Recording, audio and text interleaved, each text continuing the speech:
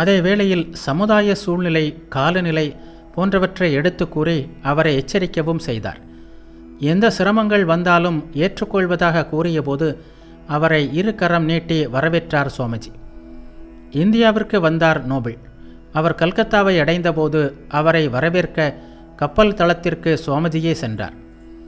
ஏற்கனவே வந்திருந்த பெண்களுடன் நோபலும் கலந்து கொண்டார். அவர்கள் வேலூரில் புதிதாக வாங்கப்பட்ட நிலத்திற்கு அருகிலுள்ள ஒரு பழைய கட்டிடத்தை செப்பனிட்டு அங்கே வாழ்ந்தனர். மார்ச் 11ஆம் நாள் ஸ்டார் தியேட்டரில் ராமகிருஷ்ண மடத்தினர் ஏற்பாடு செய்திருந்த கூட்டம் ஒன்றிற்கு தலைமை தாங்கினார் சுவாமிஜி. அன்று இங்கிலாந்தில் இந்திய ஆன்மீக கருத்துக்களின் தாக்கம் என்ற தலைப்பில் நோபல் பேசுவதாக இருந்தார். சுவாமிஜி அவரை இந்தியாவிற்கு இங்கிலாந்தின் மற்றொரு கொடை இவள் என்று அறிமுகப்படுத்தினார். ஏற்கனவே இங்கிலாந்தை சேர்ந்த அன்னை பெசன்ட் அம்மையாரும் மிஸ் முல்லரும் இந்தியாவுக்காக தங்கள் வாழ்க்கையை அர்ப்பணித்திருந்தனர். பின்னர் மிஸ் நோபல் பேசினார். அவரை தொடர்ந்து சுவாமிஜியின் மற்ற மேலை சீடர்களும் பேசினர்.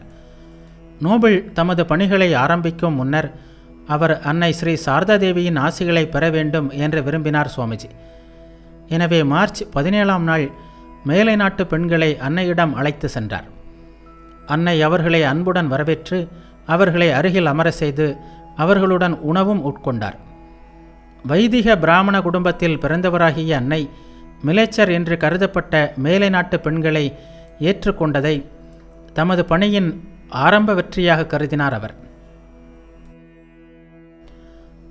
அன்னை இங்கே உள்ளார். ஒரு நாள் ஐரோப்பிய அமெரிக்க பெண்கள் அன்னையை தரிசிக்க சென்றனர். என்ன நடந்ததென்று நினைக்கிறாய்? அங்கே அவர்களுடன் அன்னை சாப்பிட்டார். இது பெரிய விஷயம் அல்லவா என்று ராமகிருஷ்ணானந்தருக்கு எழுதினார் சுவாமிஜி. மார்ச் 25ஆம் நாள் சுவாமிஜி மிஸ் நோபலுக்கு பிரம்மச்சரிய தீட்சை அளித்தார். அவரை பூஜை அறைக்கு அழைத்து சென்றார். தீட்சைக்கான சடங்குகள் செய்யப்பட்டன. அவருக்கு சகோதரி நிவேதித்தை என்ற பெயர் அளித்தார். பிறகு அவரது கைகளில் மலர்களை எடுத்து அங்கிருந்த புத்தர் சிலைக்கு சமர்ப்பிக்கும்படி கூறினார். இவ்வாறு அந்த சடங்கு நிறைவுற்றது. மிஸ் மார்கரெட் நோபல் சகோதரி நிவேதித்தை ஆனார். ஆனால் ஒரு சந்நியாசினியாக ஆக வேண்டும் என்ற ஆவல் நிவேதித்தைக்கு இருந்தது. 1899 மார்ச்சில் அவருக்கு நைஷ்டிக பிரம்மச்சாரிணி தீட்சை அளித்தார் சுவாமிஜி. ஆனாலும் சந்நியாச தீட்சை அளிக்கவில்லை. ஏப்ரல் மாதம் சுவாமிஜி நோயுற்று படுக்கையில் இருந்தபோது நிவேதித்தை அவரை அணுகி, சுவாமிஜி, சந்நியாச தீட்சை பெற இன்னும் எனக்கு என்ன தகுதி வேண்டும் என்று கேட்டார். நீ இருக்கின்ற நிலையிலேயே இருந்தால் போதும் என்று கூறிவிட்டார் சுவாமிஜி. நிவேதித்தை கடைசி வரை நைஷ்டிக பிரம்மச்சாரிணியாகவே வாழ்ந்தார். பின்னாளில் அமெரிக்காவில் ரெஜிலி மேனரில் தங்கியிருந்தபோது சுவாமிஜி நிவேதிதைக்கும் சாராவிற்கும் காவி உடை அளித்தார். அதனை நிவேதித்தை தியானத்திற்காக அமர்கின்ற வேளையில் பயன்படுத்தி கொண்டார். பொதுவாக அவர் ஒருவித மஞ்சள் நிற ஆடையை அணிந்து வந்தார். ஆண்களுக்கு ஒரு மடம் ஆரம்பிக்க விளைந்தது போலவே பெண்களுக்கும் அதே ரீதியில் இயங்குகின்ற ஒரு மடம் வேண்டும் என்பது ஆரம்பத்திலிருந்தே சுவாமிஜியின் ஆவலாக இருந்தது. ஆண்களின் மடம் எப்படி நடைபெற வேண்டும், அதன் விதி நியதிகள் எப்படி இருக்க வேண்டும் என்பதையெல்லாம் விவரித்து லண்டனிலிருந்து பிரம்மானந்தருக்கு ஒரு கடிதம் எழுதினார் சுவாமிஜி. அதில் கௌரிமா, யோகின்மா முதலியோரிடம் இந்த கடிதத்தை காட்டி அவர்கள் மூலம் பெண்களுக்கு இதுபோன்ற ஒரு மடத்தை ஏற்படுத்துங்கள், கௌரிமாவை ஓராண்டு அதன் தலைவியாக ஆக்குங்கள், பின்னர் அதையொட்டி மற்ற ஏற்பாடுகள் நடைபெற வேண்டும். ஆனால் உங்களுள் யாரும் அங்கே போகக்கூடாது. அவர்கள் தங்கள் காரியங்கள் அனைத்தையும் தாங்களே செய்து கொள்வார்கள் என்ற தமது விருப்பத்தை குறிப்பிடுகிறார். ஆண்களுக்கான மடம் தொடங்குவதற்கு முன்பே பெண்கள் மடம்தான் வர வேண்டும் என்றும் ஆரம்பத்தில் சுவாமிஜி நினைத்ததுண்டு. முதலில் அன்னைக்காக, அன்னை ஸ்ரீ சாரதா தேவிக்காக மடம் கட்டியாக வேண்டும். முதலில் அன்னையும் அன்னையின் மகள்களுமே, அதன் பிறகுதான் தந்தையும் தந்தையின் பிள்ளைகளும். புரிகிறதா என்று எழுதினார் அவர். ஆனால் சுவாமிஜியின் இந்த முயற்சி அப்போது நடைபெறவில்லை. அதற்கு பல காரணங்கள் இருக்கலாம். இருப்பினும் அன்னையின் நெருங்கிய சேவகர்களில் ஒருவரும் ஸ்ரீராமகிருஷ்ணரால் ஈஸ்வரகோடி என்று குறிப்பிடப்பட்டவருமான யோகானந்தரின் கருத்து ஒரு முக்கிய காரணமாக அமைந்தது. சுவாமிஜியின் திட்டங்களையும் ஆர்வத்தையும் கேட்ட பிறகு யோகானந்தர் அவரிடம் கூறினார், சமுதாயத்திற்கு எது நன்மை தரும் என்று நீ கருதுகிறாயோ அதை தயக்கமின்றி செய். ஆனால் சகோதரா, தயவு செய்து அன்னையை இப்போது பொது வாழ்வில் இழுக்காதே. பொதுமக்கள் அதிகமாக வரத் தொடங்கினால் தமது உடம்பு அதிக நாள் நிலைக்காது என்று குருதேவர் கூறுவது உனக்கு நினைவில் இருக்கலாம். அன்னையின் விஷயத்திலும் அது அப்படியே பொருந்தும். யோகானந்தர் முடித்ததும் சுவாமிஜி புன்னகையுடன் குருதேவரின் வார்த்தைகளை எடுத்து கூறி உரிய நேரத்தில் விஷயத்தை தெளிவுபடுத்தி ஒரு மந்திரியாக செயல்பட்டுள்ளாய். நான் அன்னையை தொந்தரவு செய்யவில்லை. தமது திருவுள்ளம் போல் தாம் விரும்புகின்ற வழியில் அவர் தமது பணியை செய்யட்டும். அவருக்கு ஆணையிட நாம் யார்? அவரது ஆசிகளால் அல்லவா நாம் பணிகளை செய்கிறோம். அன்னையின் ஆசிகளுடைய ஆற்றலை நான் அறிவேன். அது அற்புதங்களை விளைவிக்க வல்லது என்று கூறினார். இந்த நிகழ்ச்சிக்கு பிறகு பெண்களுக்கான மடம் என்ற கருத்தை சுவாமிஜி அன்னையின் திருவுள்ளத்திற்கே விட்டுவிட்டார். மார்ச் 29ஆம் நாள் 2 இளைஞர்களுக்கு சந்நியாச தீட்சை அளித்தார் சுவாமிஜி. அவர்கள் சுரேந்திரநாத் போஸ், அஜய் ஹரி பானர்ஜி. சுவாமிஜியின் உடல்நிலை மிகவும் சீர்குலைந்தது கண்டு அவரை டார்ஜிலிங் சென்று ஓய்வெடுக்குமாறு கேட்டுக்கொண்டனர். அவருக்கு அதில் அதிக விருப்பம் இல்லாவிட்டாலும் மடத்தினரின் விருப்பத்திற்கு இணங்க மார்ச் 30ஆம் நாள் டார்ஜிலிங் சென்றார் அவர். அங்கே 1 மாதம் ஓய்வெடுத்ததில் அவரது உடல்நிலை நல்ல முன்னேற்றம் கண்டது. ஆனால் சுவாமிஜி உற்சாகமாகத்தான் இருந்தார். திடீரென்று ஒரு நாள் காலையில் அவர் மிகவும் மௌனமாக, கம்பீரமாக ஆகிவிட்டார். அன்று முழுவதும் அவர் எதுவும் சாப்பிடவில்லை, யாருடனும் பேசவும் இல்லை. டாக்டர் அழைக்கப்பட்டார். ஆனால் அவராலும் சுவாமிஜியின் நோய் என்ன என்பதை கண்டுபிடிக்க இயலவில்லை. தலையை ஒரு தலையணையில் சாய்த்தபடி நாள் முழுவதும் அப்படியே அமர்ந்திருந்தார் அவர். கடைசியில் அமைதியாக கூறினார், நாம் அவர்களுக்கு சேவை செய்தாக வேண்டும். அனைத்தையும் விற்க நேர்ந்தாலும் பரவாயில்லை. அலைந்து திரிந்தபடி மரத்தடியில் தங்க வேண்டிய துறவிகள் தானே நாம். அவர்களின் சேவைக்காக அனைத்தையும் விற்றுவிட்டு மரத்தடியிலேயே தங்குவோம் என்றார். அப்போதுதான் சுவாமிஜியின் மௌனத்திற்கு காரணம் புரிந்தது. கல்கத்தாவில் பிளேக்கு நோய் பரவத் தொடங்கியிருந்தது. பலர் அதற்கு பலியாகிவிட்டார்கள் என்று எழுதுகிறார் சுவாமிஜியுடன் டார்ஜிலிங் சென்றிருந்த அகண்டானந்தர். அதற்கு மேல் சுவாமிஜியால் டார்ஜிலிங்கில் தங்க இயலவில்லை. அதுதான் சுவாமிஜியின் மனநிலையில் ஏற்பட்ட மாற்றம். சுவாமிஜியை மற்ற மகான்களிலிருந்து வேறுபடுத்தி காட்டுபவற்றுள் முக்கியமான ஒன்று அவரது மாபெரும் கருணை. சக மனிதர்களுக்காக இவ்வளவு உருகிய ஒருவரை காண்பது அபூர்வம். ஏழை எளியவர்களுக்கும் பாமரர்களுக்கும் துன்பத்தில் துடிப்பவர்களுக்கும் ஏதாவது செய்ய வேண்டும் என்று துடிதுடித்தது அவரது உள்ளம். அவர்களை எண்ணி அழுதார் அவர். இந்த நாட்கள் அதனை நிதர்சனமாக காட்டின. சுவாமிஜி ஏழைகளுக்காகவும் துன்பப்படுபவர்களுக்காகவும் துடித்தார் என்றால் அது ஏதோ கருணை காரணமாக அல்ல. சுவாமிஜியின் நிலை அதைவிட உயர்ந்தது. அவரது நிலையை விஸ்வாத்ம போதம் என்று விளக்குகிறார் அகண்டானந்தர். அதாவது அனைத்து உயிர்களையும் தாமாக உணர்கின்ற நிலை அது. எனவே யார் துயருற்றாலும் அது அவரை வாட்டியது. அந்த துன்பங்களை அவர் தமதாக உணர்ந்தார். இதற்கு உதாரணமாக வேலூர் மடத்தில் நடந்த நிகழ்ச்சி ஒன்று பற்றி விஞ்ஞானானந்தர் கூறுகிறார். வேலூர் மடத்தில் ஒரு நாள் இரவு 2 மணி இருக்கும். திடீரென்று சுவாமிஜியின் தூக்கம் கலைந்தது. எழுந்து வராந்தாவில் நடக்க தொடங்கினார். அப்போது நான் சென்று, என்ன சுவாமிஜி, தூக்கம் வரவில்லையா என்று கேட்டேன். அதற்கு அவர், இதோ பாரப்பா, நன்றாக தூங்கிக் கொண்டுதான் இருந்தேன். திடீரென்று யாரோ என்னை பிடித்து தள்ளுவது போல் இருந்தது. என் தூக்கம் கலைந்தது. எங்கோ ஏதோ விபத்து நடந்திருக்கிறது. அதனால் பலர் துன்பத்திற்கு உள்ளாகி இருக்கிறார்கள் என்று தோன்றுகிறது என்றார். எங்கோ ஏதோ விபத்து நடந்ததாம். இவரது தூக்கம் கலைந்ததாம். இது நடக்கக்கூடியதா என்ன என்று எனக்கு தோன்றியது. எனக்குள்ளேயே சிரித்து கொண்டேன். ஆனால் ஆச்சரியம், மறுநாள் காலையில் செய்தித்தாளை பிரித்தால் திடுக்கிடும் செய்தி வெளிவந்திருந்தது. சுவாமிஜிக்கு தூக்கம் கலைந்த அதே 2 மணி அளவில் ஃபிஜிக்கு அருகிலுள்ள ஒரு தீவில் எரிமலை வெடித்ததில் பலர் மரணமடைந்திருந்தார்கள். பலர் வீடு இழந்திருந்தனர். பெருத்த சேதம் உண்டாயிற்று. செய்தியை படித்த நான் திகைத்து போனேன். நிலநடுக்கத்தை அறிவதற்கான கருவியை விட சுவாமிஜியின் நரம்பு மண்டலம் துல்லியமாக இருந்தது. மனிதன் எந்த நாட்டில் எங்கே துயருற்றாலும் அது அவரது நாடி நரம்புகளை தகிக்கிறது. மே 3ஆம் நாள் கல்கத்தாவை அடைந்தார் சுவாமிஜி. கல்கத்தா மரண பயத்தில் உறைந்திருந்தது. மக்கள் கூட்டம் கூட்டமாக நகரை விட்டு வெளியேற தொடங்கியிருந்தனர்.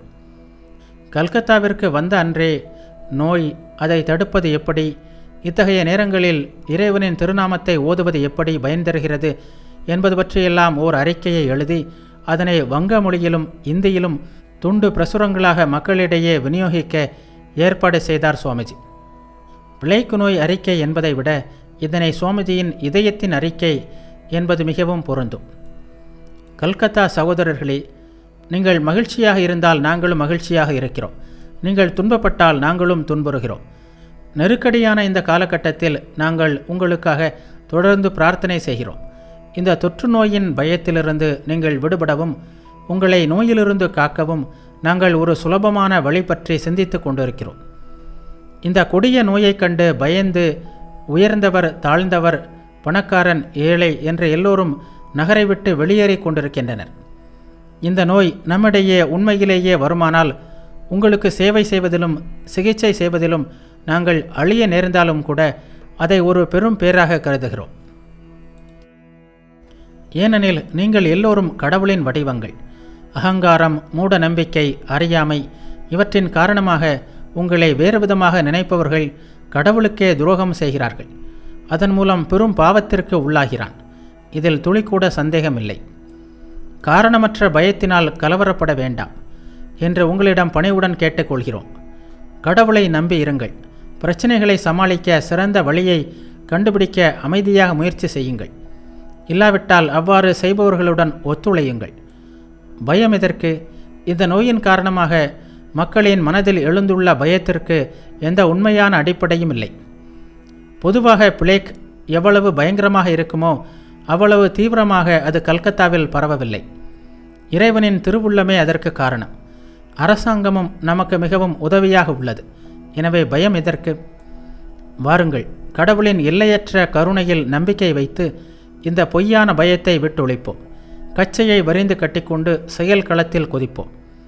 தூய்மையான சுத்தமான வாழ்க்கை வாழ்வோம். அவரது அருளால் இந்த தொற்று நோயும் அதை பற்றிய பயமும் மறைந்துவிடும். வீடு, சுற்றுப்புறங்கள், அறைகள், துணி, படுக்கை, சாக்கடை எல்லாவற்றையும் தூய்மையாக வையுங்கள். அழுகிய நாட்பட்ட உணவை உட்கொள்ளாதீர்கள். புதிய சத்துமிக்க உணவை உண்ணுங்கள். பலவீனமான உடம்பையே நோய் எளிதில் தாக்கும். மனத்தை எப்போதும் உற்சாகமாக வையுங்கள். என்றாவது ஒரு நாள் எல்லோரும் இறந்தேயாக வேண்டும். மனத்தில் எழுகின்ற பயத்தின் காரணமாக கோழைகள் இந்த மரண பயத்தை மீண்டும் மீண்டும் அனுபவித்து துன்புறுகிறார்கள். நேர் வழியில் பணம் சம்பாதிக்காதவன் மற்றும் பிறருக்கு துன்பம் செய்பவனை ஒருபோதும் பயம் விட்டு விலகாது. எனவே மரணத்தின் மாபெரும் பயத்தை நாம் எதிர்கொண்டிருக்கின்ற இந்த வேளையில் இத்தகைய நடத்தையிலிருந்து விடுபடுவோம். இந்த வேளையில் நீங்கள் இல்லறத்தார்களாக இருந்தாலும் கோபம் மற்றும் காமத்திலிருந்து விடுபட்டிருங்கள். வதந்திகளை பொருட்படுத்தாதீர்கள். ஆங்கில அரசாங்கம் யாரையும் கட்டாயப்படுத்தி தடுப்பூசி போடாது. யார் சம்மதிக்கிறார்களோ அவர்களுக்கே ஊசி போடப்படும். எங்கள் மருத்துவமனையில் நோயாளிகளுக்கு மிகுந்த கவனத்துடன் சிகிச்சை அளிக்க எல்லா முயற்சிகளும் எடுத்துக்கொள்ளப்படும். வருவோரின் மதம், ஜாதி, பெண்களின் பர்தா முறை எல்லாவற்றையும் கருத்தில் கொண்டே சிகிச்சை அளிக்கப்படும். பணக்காரர்கள் ஓடட்டும், நாங்கள் ஏழைகள். எனவே ஏழைகளின் மனவேதனை எங்களுக்கு தெரியும். உதவியற்றவர்களின் ஒரே துணை ஆதிபராசக்தி தேவியே. பயம் வேண்டாம், பயம் வேண்டாம் என்று அவள் நமக்கு அபயம் அளிக்கிறாள்.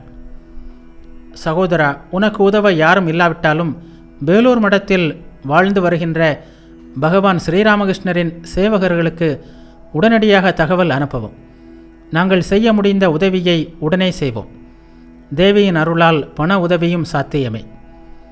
குறிப்பு: தொற்று நோயால் பயத்தை போக்குவதற்கு ஒவ்வொரு இடத்திலும் தினசரி மாலையில் நாம சங்கீர்த்தனம் செய்யுங்கள். நிவாரணப் பணிகளை எவ்வாறு மேற்கொள்வது என்பது பற்றிய பேச்சு எழுந்தது.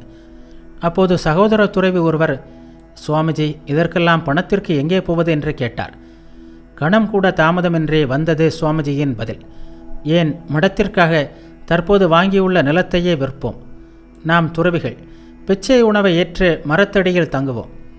நாம் தயாராக இருக்க வேண்டும். அப்படித்தானே நாம் வாழ்ந்திருக்கிறோம். நம் கண்முன்னால் பரிதவிக்கின்ற ஆயிரக்கணக்கான மக்களின் துயர் துடைப்பதற்காக இந்த மடத்தையும் மற்ற உடைமைகளையும் விற்பது ஒரு பெரிய விஷயமா என்ன என்று கூறினார். தேவாதீனமாக அத்தகைய ஒரு நடவடிக்கை தேவையில்லாமல் போயிற்று. வேண்டிய நன்கொடைகள் வரத் தொடங்கின. சகோதரி நிவேதித்தை, சதானந்தர், மற்ற துறவிகள், பக்தர்கள் என்று பலரும் இந்த நிவாரண பணியில் முனைந்து ஈடுபட்டனர். இந்த பணி ராமகிருஷ்ண துறவியரையும் ராமகிருஷ்ண மிஷனையும் மக்கள் மனதில் மேலும் ஒரு படி ஏற்றி வைத்தது. இவர்கள் போதிப்பது மட்டுமல்ல, மக்கள் துயரிலும் பங்கு கொள்கிறார்கள், துயர் துடைப்பதற்காக பணியில் ஈடுபடுகிறார்கள் என்பதை மக்கள் புரிந்து கொள்ளத் தொடங்கினர். நிவாரண பணிகளும் தொண்டுகளும் செய்யும்போது அன்பும் பரிவும் தான் முன்னணியில் இருக்க வேண்டும் என்பதை இங்கே சுவாமிஜியின் அறிக்கையிலிருந்தும் செயல்பாட்டிலிருந்தும் புரிந்து கொள்கிறோம். அதுபோலவே இத்தகைய பணிகளுக்கு பெயர் புகழ் நாட்டமும் கூடாது என்பதை சுவாமிஜி வலியுறுத்துவார். அத்தகைய நிகழ்ச்சி ஒன்றை காண்போம். சேவை தர்ம கருத்தை ஏற்று முதலில் செயல்படுத்தியவர்களுள் ஒருவர் அகண்டானந்தர். இவர் சார்காட்சியில் 2 ஆதரவற்ற குழந்தைகளுடன் ராமகிருஷ்ண சேவை மையம் ஒன்றை ஆரம்பித்தார். பஞ்சத்தால் பெற்றோர் உற்றோர் என்று அனைவரையும் இழந்த குழந்தைகள் அவர்கள். இந்த பஞ்ச நிவாரணத்திற்காக அகண்டானந்தர் அங்கே வேலை செய்தார். அவரது அயராத உழைப்பிற்கு பல்வேறு திசைகளிலிருந்தும் உதவிகள் வந்தன. அரசாங்கம் உதவியது. சென்னை பக்தர்களிடமிருந்தும் பணம் வசூலித்து ராமகிருஷ்ணானந்தர் அனுப்பினார். மகாபோதி சொசைட்டி பௌத்த நாடுகளில் நன்கொடை வசூலித்து கணிசமான தொகையை வழங்கியது.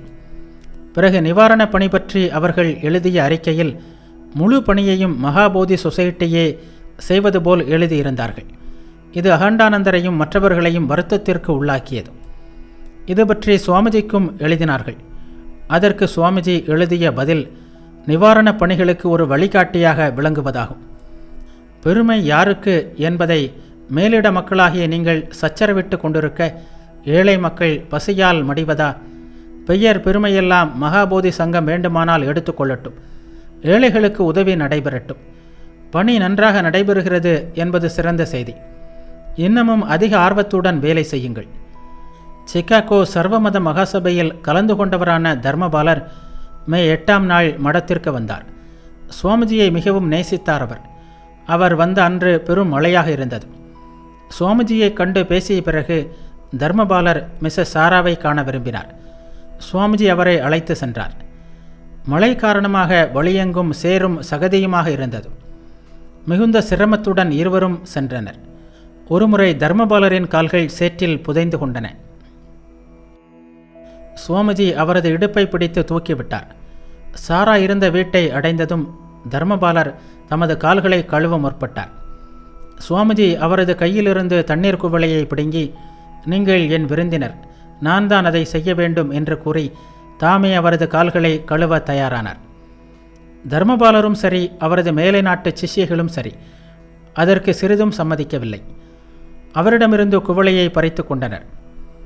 சுவாமிஜி, இப்படி ஒன்றை நினைக்க உங்களுக்கு எப்படி மனம் வந்தது? உங்கள் சிஷ்யைகள் பார்க்க நீங்கள் இப்படி நடந்து கொள்வது சரியல்ல என்றார் தர்மபாலர். சுவாமிஜியின் பணிவும் பண்பும் அனைவரையும் கவர்ந்தது. விடைபெறும் முன்பு தர்மபாலர் சுவாமிஜியிடம், சுவாமிஜி, நான் பாலி மொழி வகுப்பு ஆரம்பிக்க இருக்கிறேன், நீங்கள் உதவுவீர்களா என்று கேட்டார். நிச்சயமாக, நானே உங்கள் முதல் மாணவனாக ஆவதன் மூலம் உதவுவேன் என்றார் சுவாமிஜி.